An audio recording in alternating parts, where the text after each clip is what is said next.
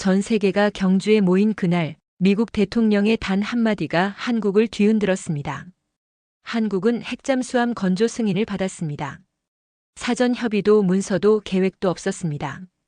단 한 문장으로 한 나라의 바다가 흔들렸죠. 누군가는 축복이라 했고 누군가는 함정이라 했습니다. 그러나 그 누구도 몰랐습니다. 그 발표가 신뢰의 시험이 될 줄은. 지금부터 한 해군 전략가가 직접 겪은 그날의 진실을 들려드리겠습니다. 저는 김도연입니다. 대한민국 해군본부에서 정책 기획을 맡고 있습니다. 49년을 살면서 많은 순간들을 겪었지만 그날만큼 세상이 흔들리는 걸 느낀 적은 없었어요. 2025년 10월 경주에서 열린 아시아 태평양 경제협력체 정상회의. 전 세계가 그 자리를 주목하고 있었죠. 회의장 밖 복도는 고요했습니다. 각국 정상들의 회담이 진행되는 동안 저는 수행단 대기실에서 보고서를 검토하고 있었어요. 핵추진 잠수함 도입 가능성에 대한 내부 검토 문서였죠. 그건 아직 논의 단계에 불과했습니다. 미국 측과 예비 접촉은 있었지만 구체적인 합의는 없었어요. 그저 가능성을 타진하는 수준이었습니다. 그때 복도 끝에서 누군가 뛰어오는 소리가 들렸어요. 국방부 수행비서관이었습니다. 그의 얼굴은 창백했고 손에 든 태블릿이 떨리고 있었죠. 도연 선배님, 지금 당장 이거 봐야 합니다. 화면에는 생중계 화면이 떠 있었어요. 트럼프 대통령이 기자회견장에서 말하고 있었습니다. 그의 목소리는 자신감으로 가득했죠. 한국은 핵추진 잠수함을 건조할 수 있는 승인을 받았습니다. 이것은 우리 동맹의 강력한 신뢰를 보여주는 결정입니다. 순간 귀가 멍해졌습니다. 승인이라니. 우리가 요청한 것도 아니었고 협의된 것도 아니었어요. 제 손에 들린 보고서는 여전히 검토 중이라고 적혀 있었습니다. 그런데 미국 대통령은 이미 승인을 발표한 거였죠. 이게 무슨 상황입니까? 우리 측에서 확인한 게 있나요? 비서관이 고개를 저었어요. 아무것도 없었습니다. 사전 통보도 협의도 합의문도 없었죠. 그저 일방적인 발표만 있었을 뿐이었어요. 회의장 안은 더 혼란스러웠습니다. 우리 대통령과 외교팀도 당황하고 있었어요. 급히 소집된 긴급회의에서 모두의 얼굴은 굳어 있었죠. 누군가는 이게 선물이라고 했습니다. 누군가는 함정이라고 했어요. 저는 그 둘 다 아니라고 생각했습니다. 이건 게임이었어요. 우리가 규칙도 모르는 게임이었죠. 서울로 돌아오는 차 안에서 저는 창밖을 바라봤습니다. 고속도로는 평온했어요. 사람들은 여전히 일상을 살고 있었죠. 하지만 저는 알고 있었습니다. 이 평온이 얼마나 깨지기 쉬운 것인지를요. 해군 본부에 도착하자마자 상황실로 향했어요. 벽면의 대형 화면들은 각국 언론의 반응을 보여주고 있었습니다. 중국은 강력히 반발했고 일본은 우려를 표명했죠. 러시아는 지역 안보 균형이 깨졌다고 비난했어요. 동맹국들조차 당혹스러워하는 게 보였습니다. 도연, 미국 측에서 온 연락 없나? 최영진 제독이 물었어요. 61세의 그는 평생을 해군에서 보낸 사람이었습니다. 그의 눈에는 혼란과 분노가 동시에 담겨 있었죠. 아직 없습니다. 국방부 라인을 통해서도 구체적인 설명은 없고요. 이게 말이 되나? 동맹국끼리 이렇게 하는 건가? 제독의 목소리에는 배신감이 묻어났어요. 그는 평생 한미동맹을 믿어왔던 사람이었습니다. 그런 그에게 이 상황은 견디기 힘든 것이었죠. 저는 곧바로 로버트 제이슨에게 연락을 시도했습니다. 미국 국방부 아시아정책 부차관보인 그는 58세의 노련한 협상가였어요. 우리는 여러 차례 실무회의를 함께했고 서로의 입장을 이해하는 사이였죠. 적어도 저는 그렇게 생각했습니다. 전화는 3번 만에 연결됐어요. 그의 목소리는 평소와 달랐습니다. 조심스러웠죠.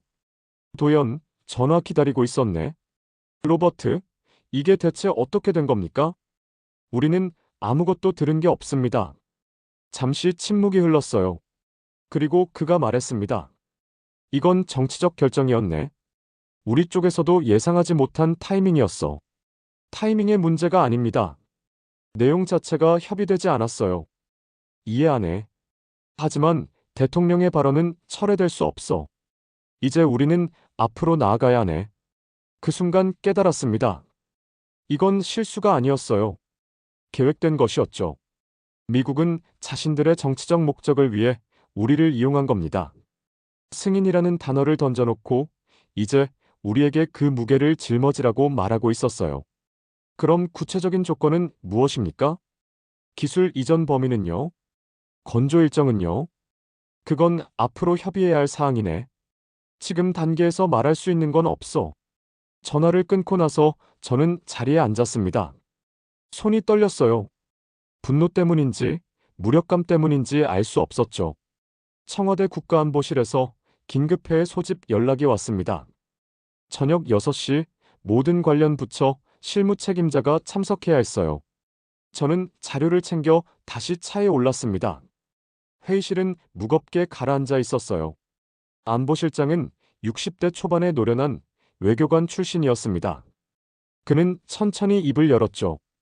현 상황을 정리하겠습니다. 미국 대통령이 우리의 핵추진 잠수함 건조를 승인했다고 발표했습니다. 이에 대해 중국이 강력 반발했고 주변국들도 우려를 표명하고 있습니다. 우리는 지금 두 가지 선택지 앞에 있습니다. 이 발표를 받아들이고 추진하거나 아니면 사실이 아니라고 부인하거나. 국방부 차관이 말했어요. 부인할 수는 없습니다. 그건 동맹의 균열을 만드는 겁니다. 외교부 차관보가 반박했죠. 하지만 받아들이면 중국과의 관계는 파탄납니다. 경제 보복은 물론이고 안보 위협도 커질 겁니다. 모두가 자신의 논리를 펼쳤어요. 하지만 아무도 근본적인 질문은 하지 않았습니다. 왜 미국은 이런 방식을 선택했는가? 왜 우리와 협의하지 않았는가? 이 승인이 정말 우리를 위한 것인가? 저는 조용히 손을 들었습니다. 질문이 있습니다. 미국은 우리에게 구체적인 기술 이전 계획을 제시했습니까? 안보실장이 고개를 저었어요. 아직 없습니다. 건조 일정이나 예산 지원 방안은요? 그것도 없습니다. 그럼 우리가 가진 건 발표뿐입니다. 실체가 없는 약속이죠. 회의실이 조용해졌어요. 모두가 그 의미를 이해하기 시작했습니다. 미국은 우리에게 선물을 준 게 아니었어요. 숙제를 던져준 거였죠. 중국을 자극하고 지역 긴장을 높이고 그 중심에 우리를 세워놓은 겁니다. 회의는 결론 없이 끝났어요. 각자 부처로 돌아가 대응 방안을 마련하기로 했죠. 하지만 저는 알고 있었습니다. 대응 방안 같은 건 없다는 걸요. 우리는 이미 게임 속에 들어와 있었고 규칙은 우리가 정하는 게 아니었어요.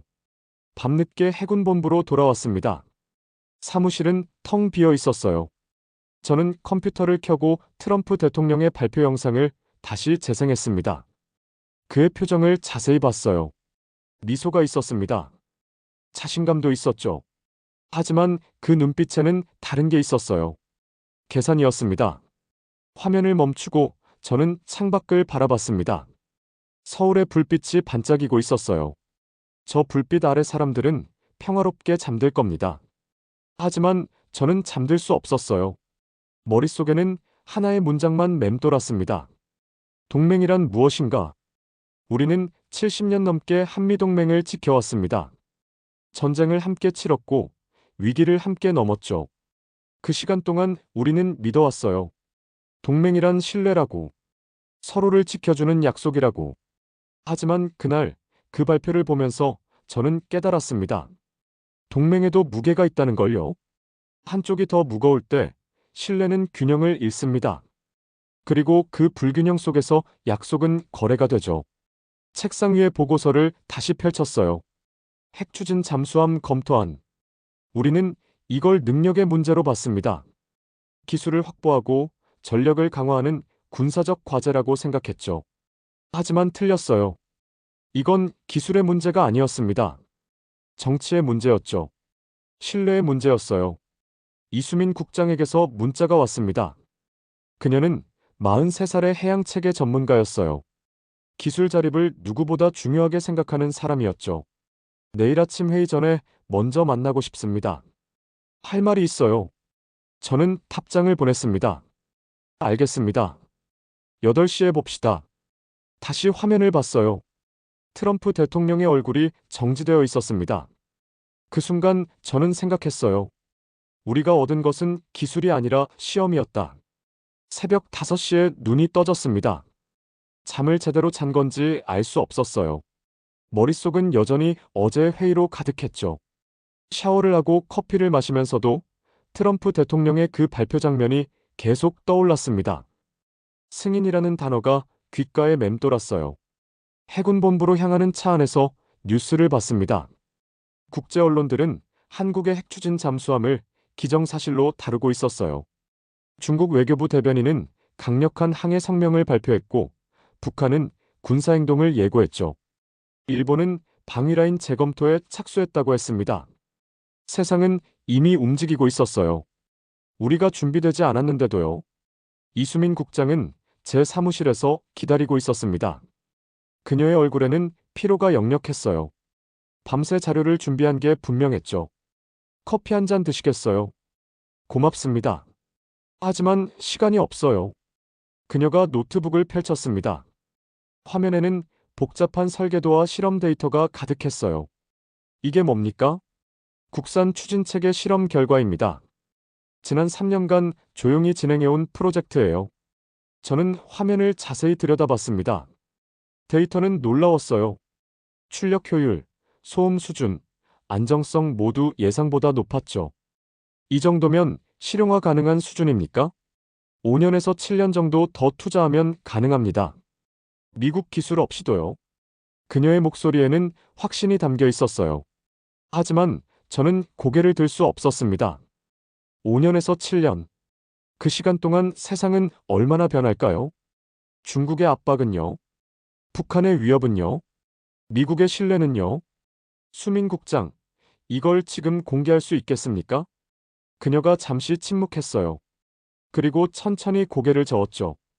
외교적 후폭풍이 두렵습니다. 미국은 배신으로 받아들일 거예요. 우리는 서로를 바라봤습니다. 같은 생각을 하고 있다는 걸 알았어요. 기술적으로 가능한 것과 정치적으로 가능한 것 사이에는 깊은 골이 있었습니다. 그 골을 건너는 건 우리 결정이 아니었죠. 오전 9시, 미국 국방부와의 긴급 화상회의가 시작됐습니다. 회의실 스크린에 로버트 제이슨의 얼굴이 나타났어요. 그는 여전히 침착해 보였지만 눈가의 주름이 더 깊어진 것 같았습니다. 도연, 어젯밤은 잘 보냈나?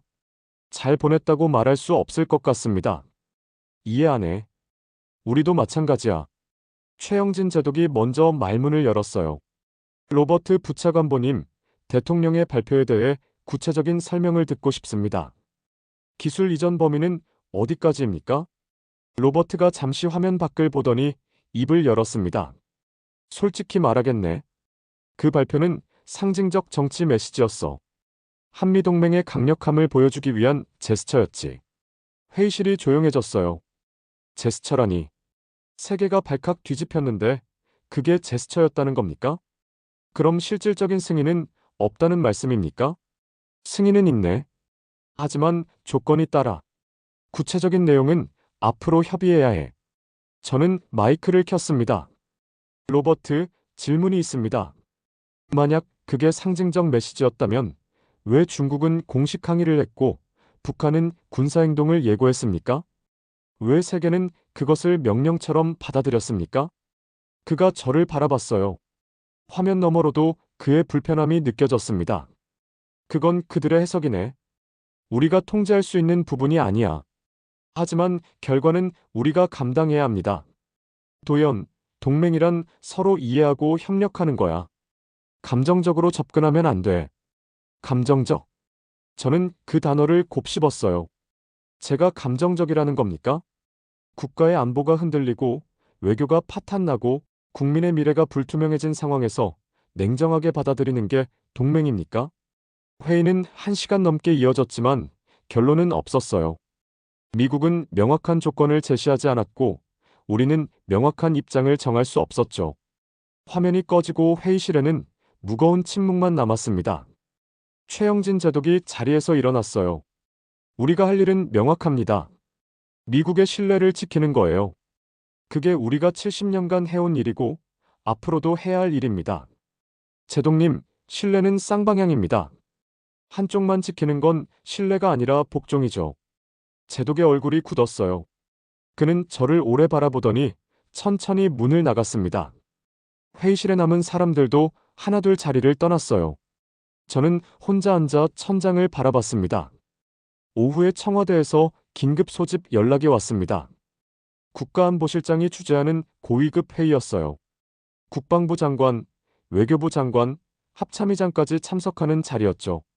안보실장은 회의를 시작하자마자 본론으로 들어갔습니다. 미국 측에서 요청이 왔습니다. 한국의 독자적 추진체계 연구를 중단해달라고요. 회의실이 술렁였어요. 저는 이수민 국장을 떠올렸습니다. 그녀의 3년간 노력이요. 우리의 기술 자립 가능성이요. 중단 이유가 무엇입니까? 기술 공유의 전제 조건이라고 합니다. 미국 기술을 이전받으려면 우리가 독자 개발을 포기해야 한다는 거죠. 국방부 장관이 반발했어요. 그건 말이 안 됩니다. 우리 예산으로 우리 연구를 하는데 왜 중단해야 합니까? 동맹 관리 차원입니다. 미국을 자극하면 모든 게 무산될 수 있어요. 외교부 장관이 거들었죠. 지금 중국과의 관계도 최악입니다. 여기서 미국까지 잃으면 우린 고립됩니다. 저는 손을 들었어요. 질문 하나 하겠습니다. 만약 우리가 독자 연구를 중단하고 미국이 기술 이전을 안 하면 어떻게 됩니까? 안보실장이 저를 바라봤습니다. 그런 일은 없을 겁니다. 근거가 있습니까? 동맹을 믿어야죠. 믿음. 또 그 단어였어요. 우리는 계속 믿으라고 요구받았습니다. 근거 없는 믿음이었죠. 일방적인 믿음이었어요. 회의는 결론을 내렸습니다. 독자 추진체계 연구를 일시 중단한다. 미국과의 협의를 우선한다. 저는 반대표를 던졌지만 소수였어요. 다수의 논리는 현실이었습니다. 동맹을 지키는 게 국익이라는 논리였죠. 저녁 8시, 저는 이수민 국장에게 전화를 걸었습니다. 국장님, 청와대 결정 들으셨죠? 들었습니다. 그녀의 목소리는 평온했어요. 너무 평온해서 오히려 불안했죠.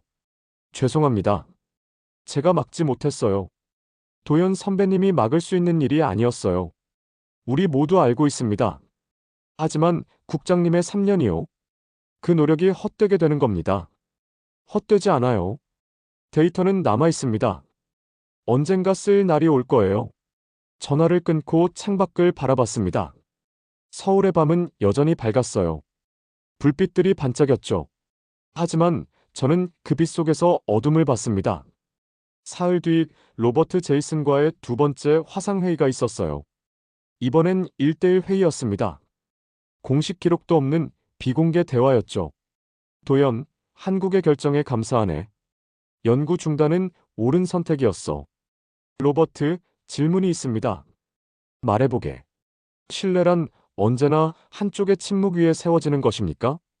그가 멈칫했어요. 화면 속 그의 표정이 굳어졌죠.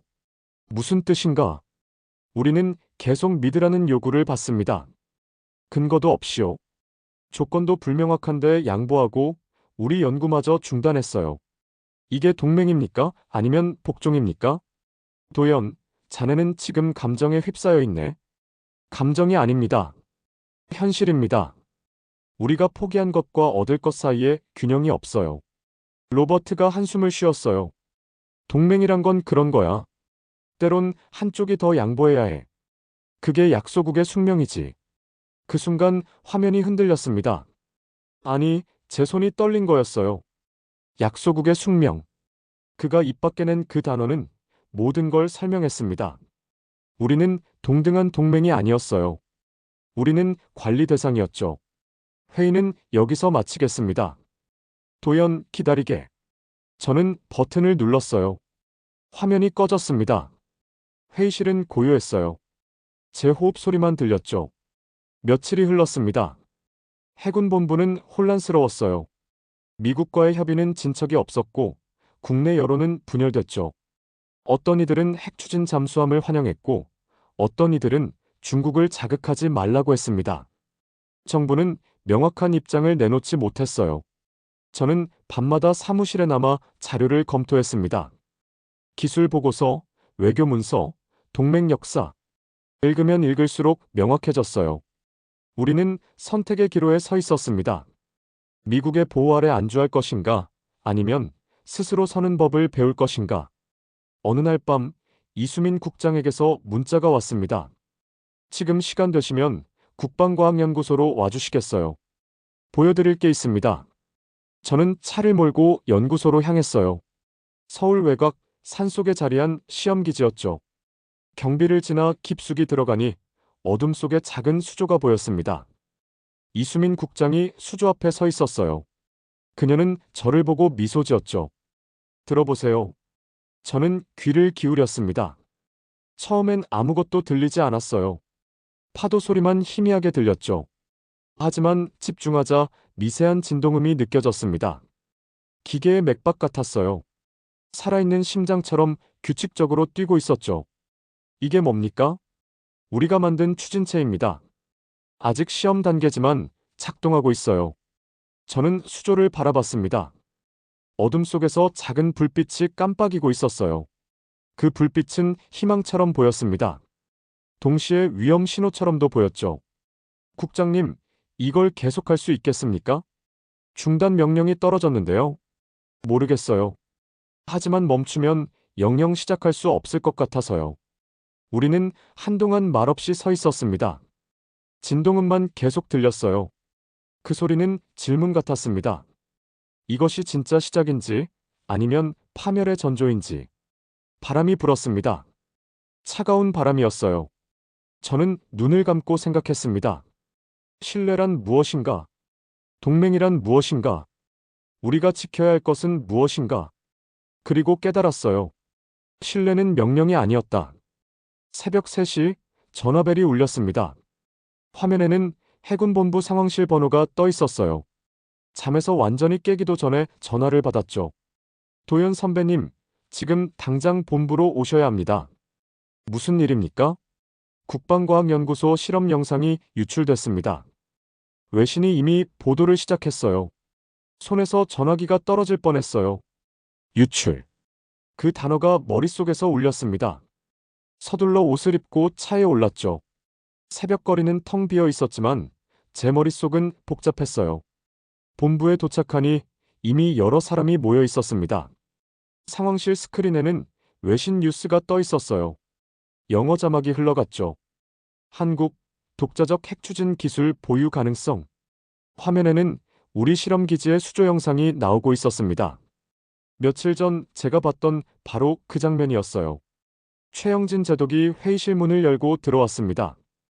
그의 얼굴은 창백했어요. 누가 했습니까? 누가 이 영상을 흘렸습니까? 아무도 대답하지 않았어요. 침묵만 흘렀죠. 제독은 책상을 내리쳤습니다. 이건 기밀 유출입니다. 국가 안보를 위협하는 범죄 행위예요. 당장 관련자를 색출하십시오. 저는 이수민 국장을 떠올렸습니다. 며칠 전 밤 실험기지에서 그녀가 했던 말이 떠올랐어요. 모르겠어요. 하지만 멈추면 영영 시작할 수 없을 것 같아서요. 설마 그녀가 유출했을까요? 아니면 다른 누군가였을까요? 오전 6시 청와대에서 긴급 소집 명령이 떨어졌습니다. 국가안보실장이 주재하는 비공개 회의였어요. 참석자는 최소한으로 제한됐죠. 국방부 장관, 해군 참모총장, 그리고 저였습니다. 안보실장은 회의를 시작하자마자 노트북을 돌렸어요. 화면에는 로이터, 블룸버그, CNN의 기사들이 떠 있었습니다. 모두 같은 내용을 다루고 있었죠. 한국의 독자 기술 보유. 지금 국제사회가 들끓고 있습니다. 중국 외교부는 오전 7시에 긴급 성명을 낼 예정이고 미국 국방부는 공식 해명을 요구하고 있어요. 국방부 장관이 말했습니다. 실험은 있었지만 실용화 단계는 아닙니다. 기초연구 수준이었어요. 그게 중요한 게 아닙니다. 우리가 미국 몰래 독자 개발을 했다는 사실 자체가 문제예요. 동맹 신뢰가 무너진 겁니다. 안보실장이 저를 바라봤어요. 김도연 기획관, 언론 대응 초안을 작성하십시오. 오늘 정오까지 제출하세요. 어떤 방향으로 작성할까요? 부인하십시오. 실험은 있었지만 미국과 협의 중이었고 독자 개발 의도는 없었다고 명확히 하세요. 저는 고개를 끄덕였지만 속으로는 무너지고 있었어요. 부인, 또 거짓말이었습니다. 우리는 계속 진실을 감춰야 했죠. 동맹의 이름으로요. 본부로 돌아와 사무실에 앉았습니다. 컴퓨터 앞에서 문서를 열었지만 손가락이 움직이지 않았어요. 무슨 말을 써야 할까요? 우리가 노력한 3년을 부정해야 할까요?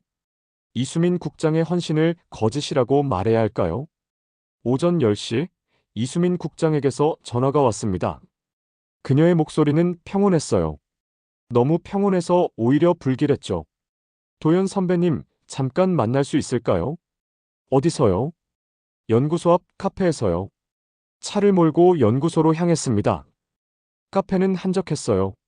그녀는 창가 자리에 앉아 있었습니다. 커피잔을 두 손으로 감싸쥐고 있었죠. 영상 유출, 국장님이 했습니까? 그녀가 고개를 들었어요. 눈에는 눈물이 맺혀 있었지만 떨어지지 않았습니다. 아닙니다. 제가 하지 않았어요. 그럼 누가 했습니까? 모르겠어요. 하지만 진실은 이미 세상 밖으로 나갔습니다. 이젠 되돌릴 수 없어요. 저는 그녀의 눈을 바라봤습니다. 거짓말을 하는 눈이 아니었어요. 하지만 동시에 유출을 막지 않은 눈이기도 했죠. 국장님, 청와대는 모든 걸 부인하라고 했습니다. 실험도, 기술도, 의도도 없었다고요. 그럼 우리 3년은 뭡니까? 그 데이터는요? 그 결과는요? 동맹을 지키기 위해서랍니다. 그녀가 웃었어요. 슬픈 웃음이었습니다. 동맹이란 게 뭔가요, 선배님? 우리가 무엇을 해도 의심받고 무엇을 만들어도 감춰야 하는 게 동맹인가요? 저는 대답할 수 없었어요. 그녀의 질문은 제 질문이기도 했으니까요. 국장님은 어떻게 할 겁니까? 모르겠어요. 하지만 거짓말은 하지 않을 겁니다. 그녀는 자리에서 일어나 밖으로 나갔습니다. 저는 혼자 앉아 식어가는 커피를 바라봤어요. 창밖으로 그녀의 뒷모습이 멀어졌습니다. 오후 2시 미국 대사관에서 공식 문서가 도착했습니다. 외교 경로를 통한 경고문이었어요. 봉투를 뜯는 손이 떨렸죠. 내용은 짧았지만 명확했습니다. 한국의 독자적 핵추진 기술 개발은 양국 간 기술 협력 협약의 정신에 위배됩니다. 즉각적인 설명과 시정 조치를 요구합니다. 협약. 우리가 서명한 적 없는 협약이었어요. 하지만 미국은 그것이 존재한다고 주장했습니다. 암묵적 합의라고 했죠. 최영진 제독이 전체 회의를 소집했습니다. 해군본부 고위 장교들이 모두 참석했어요. 제독은 단상에 서서 엄숙하게 말했습니다. 지금 우리는 위기에 처해 있습니다. 기밀 유출로 인해 동맹이 흔들리고 있어요. 우리는 이 사태를 수습해야 합니다. 관련자를 색출하고 책임을 물어야 해요. 누군가 질문했어요. 제독님, 우리 기술은 어떻게 됩니까? 그냥 폐기하는 겁니까? 동맹이 우선입니다. 기술은 나중 문제예요. 회의실이 술렁였어요. 젊은 장교들의 얼굴에는 분노가 떠올랐습니다. 하지만 아무도 큰 소리로 반박하지 못했죠. 위계가 있었고 명령이 있었으니까요. 저녁 6시 청와대에서 두 번째 명령이 내려왔습니다. 이번엔 문서로 왔어요. 공식 명령서였습니다. 국방과학연구소 해양추진체계 관련 모든 기술 문건을 폐기할 것. 데이터베이스 삭제 및 물리적 자료 소각 시행. 명령서를 들고 있는 손이 떨렸습니다. 이 종이에 서명하면 3년의 노력이 사라집니다. 이수민 국장의 헌신이 지워지죠. 우리가 할 수 있다고 증명한 가능성이 소멸됩니다. 하지만 서명하지 않으면 어떻게 될까요? 명령 불복종. 군법 위반. 제 경력은 끝나고 제 가족은 어려움을 겪을 겁니다. 밤 10시, 저는 차를 몰고 국방과학연구소로 향했습니다. 경비를 지나 지하 서버실로 내려갔어요. 복도는 고요했습니다. 형광등만 희미하게 빛나고 있었죠. 서버실 문 앞에서 멈췄습니다. 문손잡이에 손을 얹었지만 돌리지 못했어요. 안으로 들어가면 데이터를 삭제해야 합니다. 명령서에 서명을 해야 하죠. 문을 열고 들어갔습니다. 서버들이 낮은 소음을 내며 작동하고 있었어요. 저는 메인 컴퓨터 앞에 앉았습니다. 화면에 로그인 창이 떴죠. 파일 목록을 열었습니다. 수백 개의 문서와 데이터가 정렬되어 있었어요. 설계도, 실험 결과, 시뮬레이션, 보고서. 3년간의 모든 것이 그 안에 있었습니다. 마우스를 움직여 삭제 버튼 위에 커서를 올렸어요. 하지만 클릭하지 못했습니다. 손가락이 굳어 있었죠. 그때 폴더 하나가 눈에 들어왔습니다. 음성 기록 백업. 저는 그것을 열었어요. 이수민 국장의 최종 보고 파일이었습니다. 재생 버튼을 눌렀죠. 그녀의 목소리가 흘러나왔습니다. 이 기록을 남깁니다. 우리가 이 프로젝트를 시작한 이유는 미국을 배신하기 위해서가 아니었습니다. 우리 스스로 설 수 있는지 확인하기 위해서였어요. 동맹은 의존이 아니라 상호 존중이어야 한다고 믿었습니다. 하지만 우리는 깨달았어요. 의심을 증명한 것뿐이라는 걸요. 우리는 기술을 만든 게 아니라 신뢰의 한계를 확인한 겁니다. 음성이 멈췄습니다. 서버실은 다시 고요해졌어요. 저는 화면을 바라봤습니다. 커서는 여전히 삭제 버튼 위에 있었죠. 새벽 4시 휴대폰이 울렸습니다. 청와대 국가안보실이었어요. 도연 기획관, 폐기 작업은 완료됐습니까? 아직입니다. 왜 지체하고 있습니까? 오전 6시까지 완료하고 보고하십시오. 전화가 끊겼어요. 저는 화면을 다시 봤습니다. 손가락이 마우스 위에서 떨리고 있었죠. 그때 서버실 경보가 울렸습니다. 외부 접속 시도 경고였어요. 누군가 이 시스템에 침입하려 하고 있었습니다. 화면에 빨간 글자가 떴죠. 비인가 접근 감지. 저는 자리에서 일어났습니다. 복도로 나가니 멀리서 발소리가 들렸어요. 누군가 오고 있었습니다. 경비일까요? 아니면 다른 누군가일까요? 창밖을 봤습니다. 동쪽 하늘이 희미하게 밝아오고 있었어요. 새벽이 오고 있었죠. 하지만 저는 어둠 속에 서 있었습니다. 서버실 불빛이 깜빡이고 있었어요. 그 불빛은 질문처럼 보였습니다. 지울 것인가, 남길 것인가? 명령을 따를 것인가, 양심을 따를 것인가? 저는 그 불빛을 바라보며 생각했습니다. 신뢰의 이름 아래 우리는 너무 많은 것을 지웠다. 아침이 밝았습니다. 하지만 저는 잠들지 못했어요. 서버실에서 나와 본부로 돌아오는 내내 경보음이 귓가에 맴돌았죠. 누군가 데이터에 접근하려 했다는 사실이 머리를 떠나지 않았습니다. 해군 본부는 비상체제로 전환됐어요. 복도마다 경비가 배치됐고 모든 출입이 통제됐죠. 유출 사건 이후 한 달이 지났지만 혼란은 가라앉지 않았습니다. 사무실에 들어서자 책상 위에 공문이 놓여 있었어요. 청와대 국가안보실 명의였습니다. 봉투를 뜯었죠. 최종 보고서 작성 지시. 기한은 사흘 이내. 최종 보고서. 그 단어가 무겁게 다가왔어요. 이 보고서에는 무엇을 남겨야 할까요? 은폐된 진실을 기록해야 할까요? 아니면 동맹의 체면을 지켜야 할까요? 컴퓨터를 켰습니다. 빈 문서가 떠올랐어요. 커서가 깜빡이고 있었죠. 저는 키보드에 손을 올렸지만 타이핑하지 못했습니다. 무슨 말부터 시작해야 할지 알 수 없었어요. 오전 10시 미국 국방부에서 공식 성명이 발표됐습니다. 뉴스 속보로 나왔어요. 한국과의 기술협력 중단, 협약 위반 조사 진행, 협력 중단. 그 단어가 화면에 박혀 있었습니다. 70년 동맹의 균열이었어요. 우리가 두려워하던 일이 현실이 된 거였죠. 최영진 제독이 긴급회의를 소집했습니다. 고위 장교들이 모였어요. 제독의 얼굴에는 피로가 역력했습니다. 61년을 살면서 이런 무게를 짊어진 적이 없었을 거예요. 여러분, 우리는 중대한 기로에 서 있습니다. 미국은 협력을 중단했고 중국은 해상훈련을 강화하고 있어요. 국내 여론은 정부를 비난하고 있죠. 이 모든 상황의 중심에 우리가 있습니다. 누군가 질문했어요. 제독님, 우리는 어떻게 해야 합니까? 미국에 사과해야 합니까? 사과로 해결될 문제가 아닙니다. 신뢰가 깨진 거예요. 그럼 우리 기술은 어떻게 됩니까? 정말 포기해야 합니까? 제독이 침묵했습니다. 오랜 침묵이었어요. 그리고 천천히 입을 열었죠. 모르겠습니다. 동맹이란 게 뭔지, 신뢰란 게 뭔지, 이제는 확신이 서지 않아요. 회의실이 조용해졌습니다. 평생 동맹을 믿어온 사람이 그런 말을 했다는 게 충격이었어요. 저는 제독의 눈을 봤습니다. 그 안에는 배신감이 아니라 혼란이 담겨 있었죠.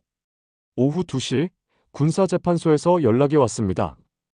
이수민 국장의 신문이 시작됐다는 통보였어요. 그녀는 기술 유출의 핵심 인물로 지목됐습니다. 증거는 없었지만 의심은 충분했죠. 저는 재판소로 향했습니다. 복도에서 그녀를 봤어요. 군복을 벗고 민간인 복장을 한 그녀는 초라해 보였습니다. 하지만 눈빛만은 여전히 또렷했어요. 국장님. 그녀가 고개를 들었습니다. 미소를 지었죠. 슬프지만 평온한 미소였어요. 도연 선배님, 보고서는 쓰고 있나요? 쓰려고 하는데 손이 안 움직입니다. 당연하죠. 거짓말은 어려운 일이니까요. 거짓말을 쓰라는 게 아닙니다. 진실을 어떻게 표현하느냐의 문제죠. 그녀가 주머니에서 작은 쪽지를 꺼냈어요. 저에게 건넸습니다. 이거 읽어보세요. 제가 쓴 마지막 기록이에요. 쪽지를 펼쳤습니다. 손글씨로 짧은 문장이 적혀 있었어요. 진실이 무거울 때는 기록이 대신 짊어집니다. 저는 그 문장을 오래 바라봤습니다. 그녀는 제 어깨를 가볍게 두드리고 신문실로 들어갔어요. 문이 닫히는 소리가 무겁게 울렸습니다. 밤이 됐습니다. 저는 여전히 보고서를 쓰지 못하고 있었어요. 사무실 창밖으로 서울의 불빛이 반짝이고 있었죠. 저 불빛 아래 사람들은 평범한 하루를 보내고 있을 겁니다. 그들은 이 혼란을 알까요? 우리가 짊어진 무게를 이해할까요? 새벽 2시 해군본부 작전실로 내려갔습니다. 거기선 24시간 당직이 이어지고 있었어요. 대형 스크린에는 동해와 서해의 실시간 전황이 표시되고 있었죠. 당직 장교가 저를 봤습니다. 도연 선배님, 이 시간에 웬일이십니까? 그냥 좀 보려고요. 화면을 바라봤어요. 우리 함정들이 작은 점으로 표시되어 있었습니다. 그 점들은 조용히 움직이고 있었죠. 규칙적인 항로를 따라서요. 그때 한 함정이 눈에 들어왔습니다. 항로가 다른 배들과 달랐어요. 동해 깊은 곳으로 향하고 있었죠. 저 배는 뭡니까? 실험함입니다. 신형 추진체계 테스트 중이에요. 심장이 뛰었습니다. 추진체계. 폐기됐어야 할 그 기술이 아직 살아있다는 뜻이었어요. 누군가 데이터를 보존했고 누군가 실험을 계속하고 있었던 겁니다. 언제부터 테스트했습니까? 일주일 전부터요. 비공개 작전입니다. 저는 화면을 계속 바라봤습니다. 그 작은 점이 파도를 가르며 나아가고 있었어요. 어둠 속에서 혼자 길을 찾아가는 것처럼 보였죠. 작전실을 나와 사무실로 돌아왔습니다. 보고서 문서를 다시 열었어요. 커서가 여전히 깜빡이고 있었습니다. 저는 키보드에 손을 올렸어요. 그리고 타이핑을 시작했죠. 하지만 길게 쓰지 않았습니다. 단 한 문장만 남겼어요. 우리는 신뢰를 지켰으나 진실을 지우지 않았다. 그 문장이 모든 걸 설명했습니다. 우리는 동맹을 배신하지 않았어요. 하지만 우리의 가능성도 포기하지 않았죠. 그 사이에 좁은 길을 걸었던 겁니다. 파일을 저장하고 청와대로 전송했습니다. 답장은 오지 않았어요. 하지만 괜찮았습니다. 저는 제가 해야 할 말을 했으니까요. 며칠이 흘렀습니다. 미국은 협력 중단을 철회하지 않았어요. 하지만 공식 비난도 자제했습니다. 그들도 알고 있었던 거죠. 이 사건이 단순히 기술의 문제가 아니라는 걸요. 한국 정부는 기술 독립을 공식적으로 표방하지 않았습니다. 하지만 실질적으로는 자주노선을 유지하기로 했어요. 조용히, 천천히 하지만 확실하게요. 이수민 국장은 기소되지 않았습니다. 증거 불충분이라는 이유였죠. 그녀는 복직했고 다시 연구소로 돌아갔어요. 저는 그녀에게 축하 문자를 보냈습니다. 답장은 짧았어요. 감사합니다. 우리 다시 시작해요. 최영진 제독은 해임되지 않았습니다. 하지만 스스로 전역을 결심했어요. 마지막 날, 그는 저를 불렀습니다. 도연, 자네가 옳았네. 무엇이 말입니까? 신뢰는 명령이 아니라는 것 말일세.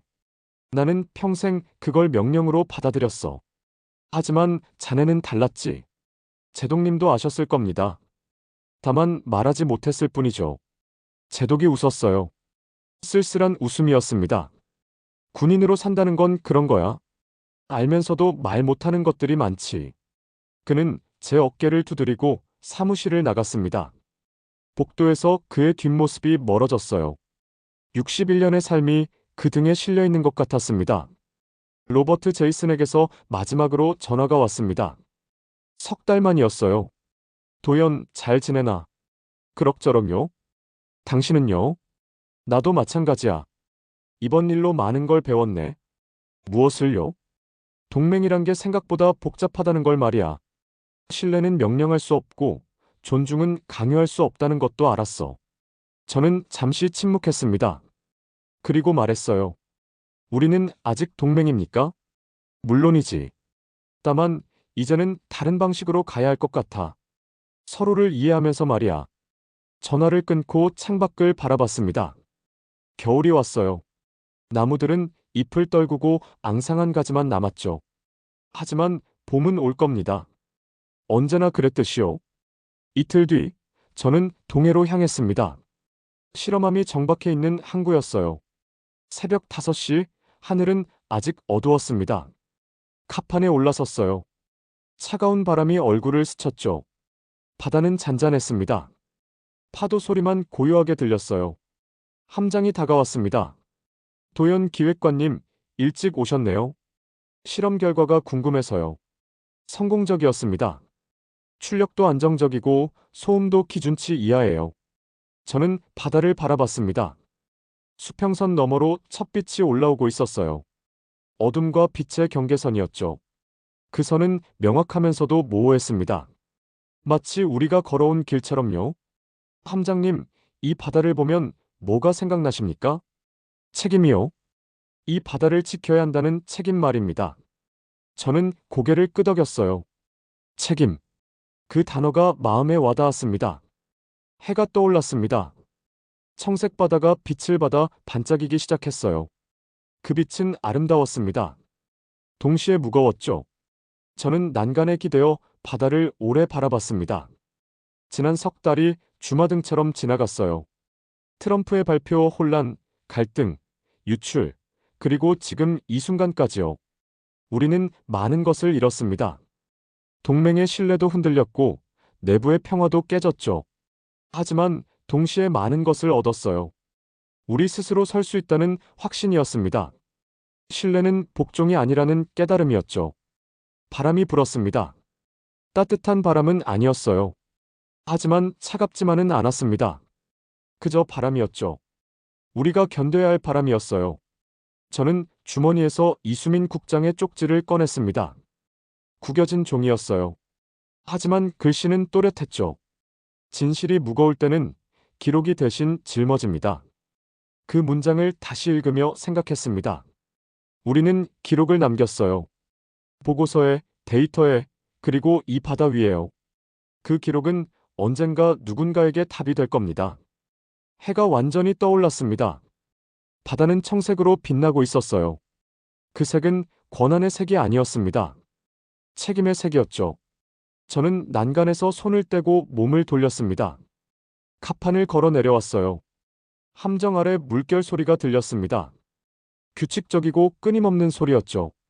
차에 올라타며 백미러로 바다를 봤습니다. 청색 바다가 여전히 거기 있었어요. 어제도, 오늘도, 내일도 그곳에 있을 겁니다. 저는 시동을 걸고 천천히 출발했습니다. 항구를 벗어나며 마지막으로 생각했어요. 청색 바다는 권한이 아니라 우리의 책임이었다.